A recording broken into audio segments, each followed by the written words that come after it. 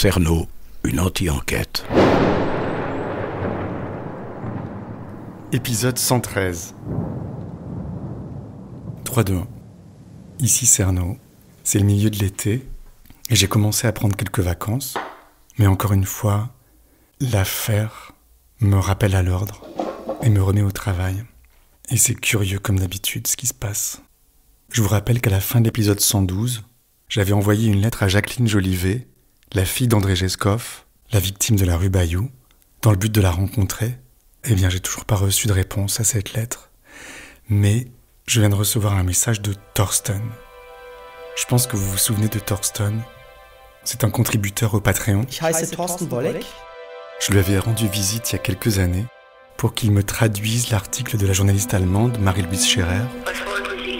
Et on avait aussi parlé de sa vie, il était célibataire, etc., etc.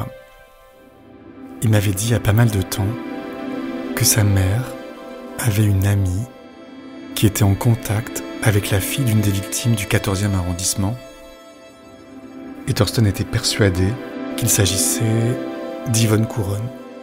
Yvonne Couronne, c'est la femme que Thierry Paulin a tuée juste après André Gescoff. Alors j'ai pas eu de nouvelles de Thorsten pendant longtemps. Et là, il vient de m'envoyer un message que je vous fais écouter. Salut Julien, c'est Thorsten. Écoute, je voulais reprendre de tes nouvelles, ça fait un bail. Tout va bien, j'espère que pour toi également. Et puis, écoute, je viens d'écouter l'épisode en avant-première, super. Et puis, je crois que ma mère a une amie dont la mère était amie avec Jacqueline Jolivet. Et en effet, on pensait que c'était la fille d'Yvonne Couronne. Voilà, donc peut-être qu'on s'est trompé dans les recherches. Et en effet, le fils avec lequel elle vit s'appelle Jean-Jacques, apparemment. Donc en tout cas, on est impatient d'en savoir plus. Et puis, s'il faut, on peut peut-être remonter par l'ami de ma mère. Mais si tu envoies une lettre, peut-être que ça va marcher. Voilà, je te fais un gros bisou. À très vite. Ciao. Donc voilà, j'étais un peu désespéré de ne pas avoir de réponse de Jacqueline Jolivet. Et je pense que Thorsten va me donner la solution. Je fonce chez lui. Il est 16h51. On a rendez-vous à 17h30. Ça s'est passé il y a très longtemps. Les escaliers, le palier et une fois la porte ouverte, l'horreur. Un truc terrible, vraiment terrible. Oh oui, le mal existe. Oh oui. Châtelet Paulin. Thierry Paulin. Thierry Paulin. L'un des tueurs en série français les plus énigmatiques de l'histoire du crime. Oui, le tueur des vieilles dames. Je le trouvais laid et con. Avec Catherine Deneuve dans une boîte à partouze. Hein? Et France Gall. L'amour.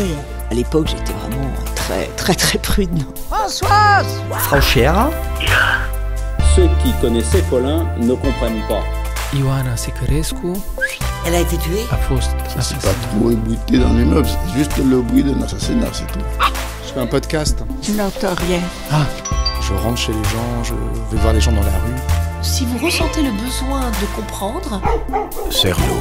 Mon pauvre Julien. il faut aller au bout. 3-2-1. 3-2-1, je suis dans le 18e arrondissement. Rue d'En-Raymond, plus précisément. Et j'ai donc rendez-vous avec Thorsten. Et je viens de croiser un auditeur qui s'appelle aussi Julien et qui vit dans le même immeuble que Thorsten. On était tous les deux à vélo. Je passe devant la rue Armand Gauthier où Thierry Paulin a assassiné Paul Victor en 1984. Il fait assez chaud aujourd'hui. Il y a plein de gens dans les rues. Et moi, je suis censé être en vacances. Ça y est, j'arrive devant son immeuble. Je vois son balcon. Salut! Il est au balcon. 56. Salut, ça va? Je fais la bise. Ouais, ça fait longtemps. Ça fait bizarre que le micro, là, je pensais te voir... Désolé, je pensais que tu t'en doutais, en fait. Non, mais c'était pour qu'on se voit, pour boire un coup, ou voilà. Ouais. Je suis désolé d'arriver avec mon micro. Moi, je sais, je suis à l'aise avec. Hein, okay. T'es habitué maintenant. C'est la 3e fois, du coup. Ouais, je me fais le coup. Je peux faire un café, du coup? Bah, volontiers, ouais. Ça fait longtemps qu'on s'est pas vu. Bah, écoute, oui. Je suis toujours en vie.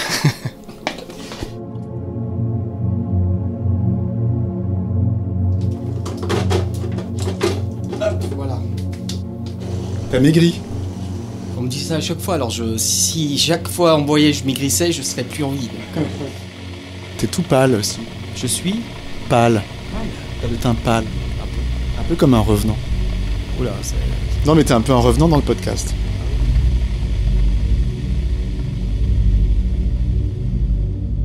Merci pour le café. Bah la tienne, hein, du coup. Hop, je trinque avec le café. Oui.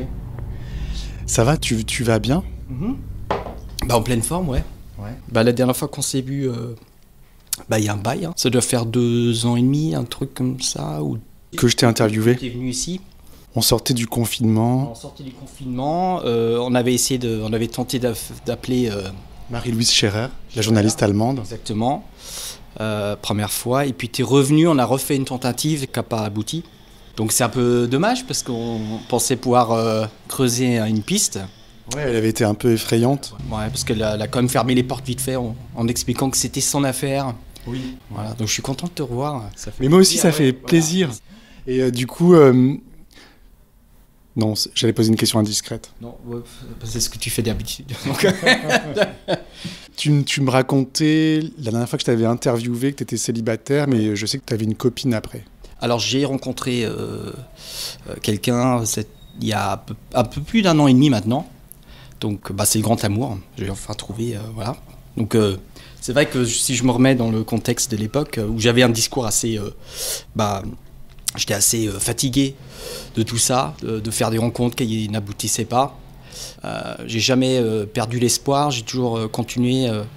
Et on dit toujours qu'à Paris aussi, c'est assez compliqué de faire des connaissanses. Donc j'ai quasiment tout misé sur les applis.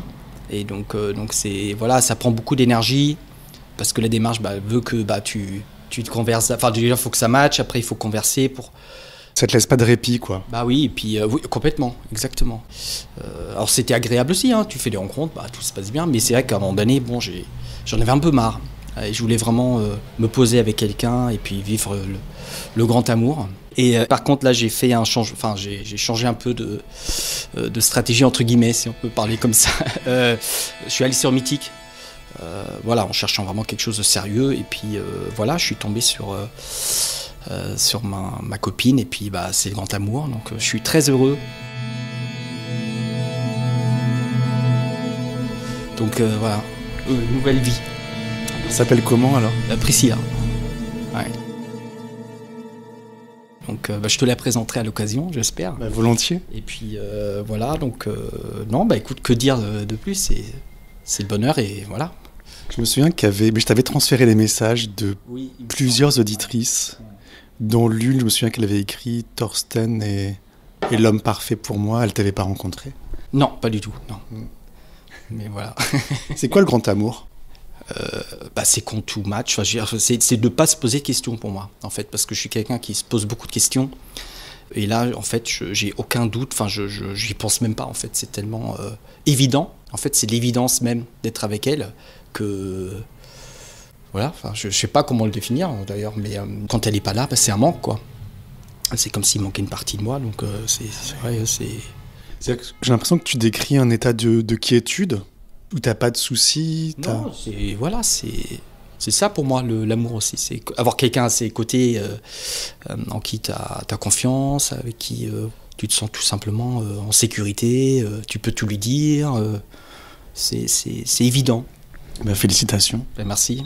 Mais du coup, on parle que de moi. Alors, c'est gênant parce que j'aimerais bien qu'on parle de toi aussi, mais du coup, le micro veut que... Faudra que t'éteignes à un moment donné pour qu'on puisse parler de toi. Mais... Ou alors tu crées un podcast et tu m'interviewes.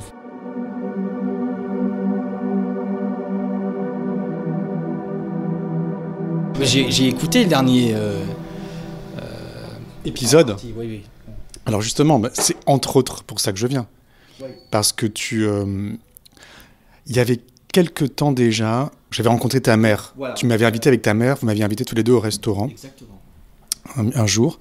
Donc j'ai trouvé ta mère hyper sympa, on a bien accroché, tout ça.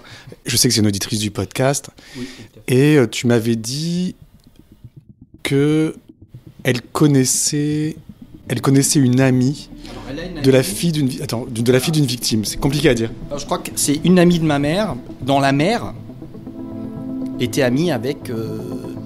Avec la fille d'André Geskov ? Ouais, je me mélange un peu aussi.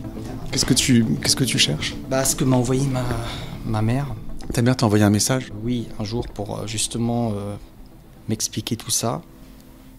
Alors, j'ai des infos pour Julien Cernot. La dame s'appelait Yvonne Couronne. Alors, on pensait que c'était Yvonne Couronne, sa mère. Tuée le 9 janvier 1984 dans le 14e rue Sarrette. J'ai les coordonnées de sa fille, Jacqueline Jolivet. Elle vit avec son fils Jean-Jacques. Rue Étienne Marcel, donc elle a le suivi du numéro de téléphone que j'ai là. Dominique m'a donné son nom, donc Dominique... c'est une copine de ta mère ? Alors, Dominique, c'est une copine de ma mère. Et sa mère, à Dominique, est amie avec...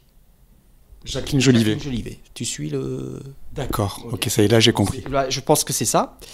Et j'ai trouvé... Oui, la dame Jacqueline Jolivet était une amie de la maman de Dominique. Ouais. Tu peux donner tous ces renseignements à Julien. Ok. Voilà, donc on y est. Donc voilà, on a recoupé.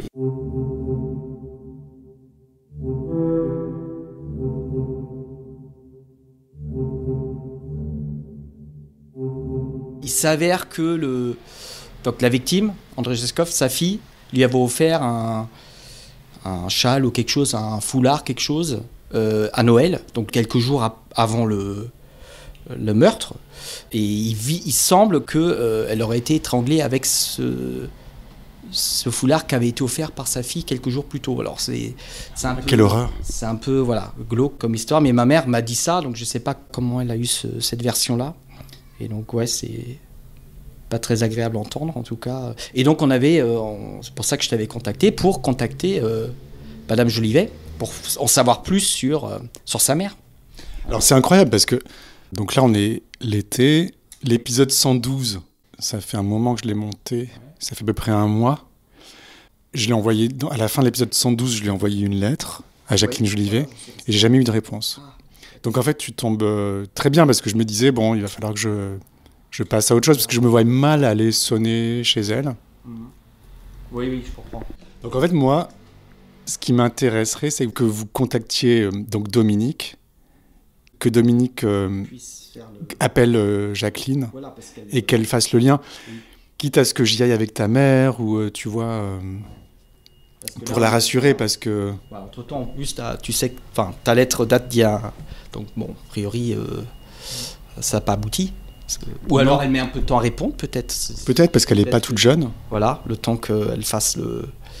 Et je ne sais pas dans quel état d'esprit elle est aujourd'hui. D'en parler. C'est vrai qu'on ne sait pas, après toutes ces années, 40 ans qu'on passé, mais voilà. Donc oui, on peut creuser via cette fameuse Dominique. Parce que du coup, je pense que si ta mère, qui connaît bien le podcast, pouvait appeler, pouvait même discuter avec Jacqueline Jolivet, ta mère, elle est là en ce moment ? Oui. Tu penses que je pourrais aller la voir pour qu'on discute de tout ça ? On peut toujours essayer. Mais elle est là, voilà. Donc... Tu peux essayer de m'organiser un rendez-vous ? Ok, je vais essayer. Mais ça me ferait plaisir de la revoir, et puis comme ça, on pourrait parler de tout ça. Okay. Et mettre un plan, entre guillemets, en place. Là, voilà, le timing est bon, là, enfin. Merci beaucoup. Merci à toi. C'est fou comme tu arrives à point nommé. À bientôt, alors. Très vite. Ouais. 4 janvier, André Ladan, une vieille dame de 77 ans retrouvée assassinée à son domicile de la rue Bayou dans le 14e arrondissement de Paris. Elle portait encore son manteau quand le tueur l'a étranglée. 9 janvier, Yvonne Couronne, 83 ans, étranglée elle aussi rue Sarrette, toujours dans le 14e arrondissement. 12 janvier, Marjane Jourbloum, 81 ans, retrouvée... 3-2-1. Alors c'est la rentrée. Après cette interview avec Thorsten, j'ai quand même réussi à prendre quelques vacances à la montagne. Je suis de retour et je peux démarrer cette 6e saison en pleine forme Ça fait déjà 4 ans que je travaille sur cette affaire. Et en ce qui me concerne, j'ai toujours envie de m'attaquer à ces nouvelles pistes qui m'arrivent presque quotidiennement. Parfois, des gens me demandent si j'ai vraiment l'intention de jamais m'arrêter. Et je pense qu'effectivement, j'ai toujours de la matière pour continuer. Toujours des choses qui se présentent à moi, que je peux investiguer. Et donc je sens que vous aussi, vous avez envie que ça continue. Et je vous sens à mes côtés, ça me donne vraiment de la force pour aller de l'avant, pour me lancer sur tous ces chemins. Et justement, l'une d'entre vous, une contributrice au Patreon, m'a envoyé un message pour me convoquer quelque part dans Paris, parce qu'elle a une piste, je ne sais pas laquelle, à me proposer. Alors c'est quelqu'un que j'ai très envie de rencontrer. Vous allez apprendre son nom dans quelques minutes. Et je suis très curieux de savoir ce qu'elle va me dire. Il est 14h, j'ai rendez-vous à 14h30. Faut que je me grouille.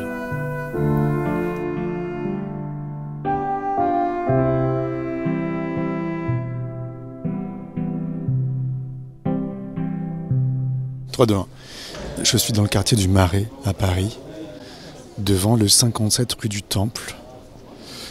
C'est l'endroit où se tenait l'agence Frulati, qui employait Thierry Paulin au moment où il commettait ses meurtres.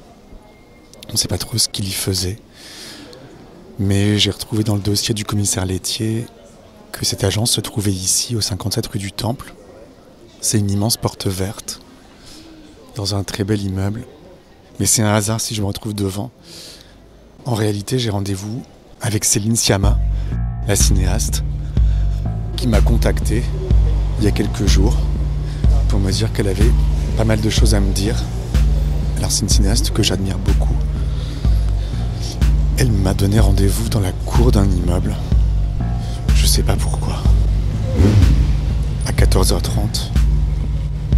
Il est 14h30. J'arrive, il y a une grille. Je passe la grille. J'emprunte un long passage. Je crois qu'elle est là.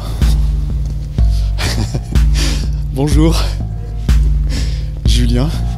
Céline. Enchanté. Ravi de te rencontrer. Bah moi aussi. Bienvenue dans la cour. Merci. Qu'est-ce qu'on fait ici ? Bah écoute, je cherchais un endroit où on pouvait être au calme, et du coup ici c'est les bureaux de production de mes films. Ouais. Et du coup on peut être au calme ici, donc je me suis dit, Ok, bah c'est super. Pas. Tu veux rentrer ? Tu veux un café ? Bah oui, volontiers. Bah, je suis ravi. Déjà j'étais ravi de voir que tu étais contributrice à mon podcast, très flatté. Il était temps, parce que ça a vraiment participé à ces derniers mois, et du coup c'est assez c'est pas rien aussi pour moi de te rencontrer. Ah oui. Ouais.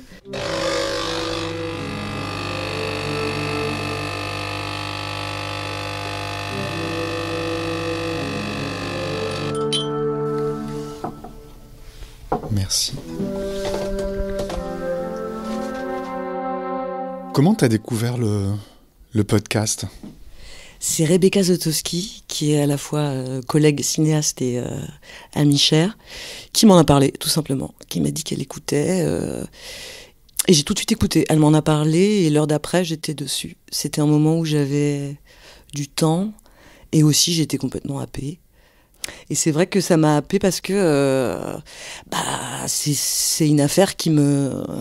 Je sais pas quoi dire exactement, si elle m'intéresse ou elle m'émeut, enfin un peu toutes ces choses-là, depuis longtemps, depuis le début en fait. En tant que... C'est là que tu te souviens de l'affaire Thierry Paulin dans les années 80 ? Complètement. J'étais toute petite, mais justement, je pense que c'est un fait divers extrêmement marquant pour des enfants. Parce que c'est 80... Oui, c'est ça, moi j'ai 6 ans, mais ça dure longtemps. Il y a un mystère, il y a des nouvelles régulières, ça s'attaque aux personnes âgées. Moi, j'habite pas à Paris, mais c'est pas si loin. Tu habitais où ? J'habitais à Cergy, donc à 30 km de Paris. Mais je venais à Paris quelques fois par an, toujours plutôt dans ce quartier, d'ailleurs. Pourquoi ? parce que ma tante vivait à Paris, dans ce quartier. Elle avait avec son compagnon qui était italien un restaurant qui faisait un peu les nuits folles des Halles, qui s'appelait le Velloni, qui était un restaurant italien. C'était dans ce quartier, c'était rue des Halles. Et elle travaillait au Paradis Latin.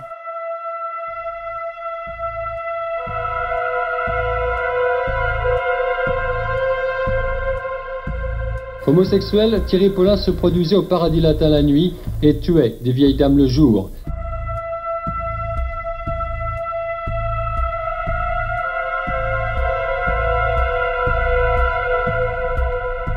Elle travaillait au Paradis Latin. Et du coup, une de mes premières sorties parisiennes de toute mon existence, peut-être même la première, c'est aller au Paradis Latin en 1983.